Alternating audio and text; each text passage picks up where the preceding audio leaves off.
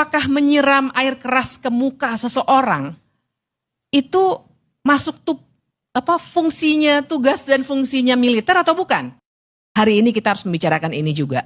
Nah, soalnya dengan peradilan militer adalah betul, peradilan militer bisa saja dibuat terbuka, klaim profesional tentu saja bisa. Tapi yang kita harus ingat, kalau kita bicara hukum, Bang Karni dan Ibu Bapak sekalian, kita harus melihat tindak pidananya apa, bukan orangnya siapa. Ini negara hukum. Bahkan presiden pun memang ada pasal khusus ya, pasal 7 di Undang-Undang Dasar, tapi presiden pun jatuhnya harus pakai KUHP. Tidak bisa dalam sebuah negara hukum ada sekelompok orang, itu prinsipnya, yang punya peradilan sendiri yang dikhususkan dalam konteks pidana. Nah, dalam Undang-Undang TNI sendiri tahun 2004 sebenarnya sudah disebut tuh. Ada perintah untuk mengubah Undang-Undang Peradilan Militer supaya kembali kepada prinsip negara hukum. Equality before the law.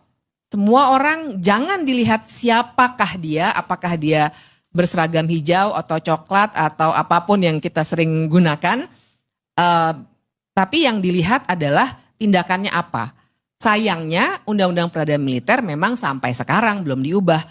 Karena itulah kawan-kawan Kontras mengajukannya ke Mahkamah Konstitusi untuk diubah. Tapi persidangan masih berjalan, muncullah peristiwa ini yang ingin langsung dibawa ke wilayah peradilan militer. Nah, di wilayah peradilan militer itu penyidiknya adalah militer. Nanti masuk ke penuntutan auditor militer, jaksa penuntut umumnya. Kemudian hakimnya hakim militer. Bahkan sampai ke Mahkamah Agung itu ada kamar militer. Karena memang menurut konstitusi kita ada wilayah peradilan militer itu. Baiklah, kita terima dulu karena begitulah konstitusi kita, harus kita terima. Tapi sebenarnya konstitusi kita tidak bilang peradilan militer itu pokoknya apapun tindak pidana yang dilakukan oleh militer harus masuk ke peradilan militer. Sebenarnya konstitusi kita pegangannya kembali pasal 1 ayat 3, Indonesia adalah negara hukum. Turunannya adalah semua orang sama di hadapan hukum apapun seragamnya. Nah, jadi kami ingin menegaskan bahwa kita boleh berdebat, berbusa-busa, sudah dibawa juga sebenarnya ke Mahkamah Konstitusi lagi-lagi dan sayangnya belum selesai. Tapi prinsip yang harus kita pegang, bahwa pada akhirnya proses peradilan terhadap para terduga pelaku percobaan pembunuhan berencana terhadap Andre Yunus ini harus dibawa ke peradilan sipil, bukan peradilan militer. Apalagi kalau kita bicara teknisnya nanti, mungkin ada koneksitasnya yang bisa, koneksitas itu artinya menyambungkan antara peradilan umum dengan peradilan militer.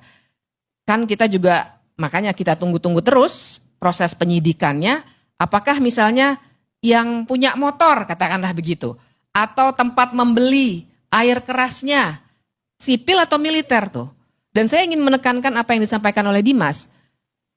Kan kita juga harus punya pertanyaan kritis. Apakah menyiram air keras ke muka seseorang itu masuk fungsinya, tugas dan fungsinya militer atau bukan? Tentu saja bukan. Ya kalau kita setuju ya nggak benar negara kita ini. Jadi apa relevansinya untuk dibawa ke peradilan militer? Kalau ternyata penyiraman, dan kita yakin itu penyiraman air keras itu memang bukan tugas dan fungsi tentara dimanapun di seluruh dunia. Nah, jadi fokuslah pada persoalan itu menurut saya. Bahkan kalau kita lihat pasal 170 Kitab Undang-Undang Hukum Acara Pidana yang baru, itu tentang koneksitas tadi, ada jiwanya tuh di situ. Di ayat 2-nya dikatakan bahwa yang sebenarnya tujuan ada koneksitas itu adalah penekanan kalau isunya adalah isu yang sangat relevan bagi militer, itulah yang akan dibawa ke peradilan militer. Lagi-lagi pertanyaannya, apa relevansinya penyerangan kepada aktivis HAM dengan tugas dan fungsi militer?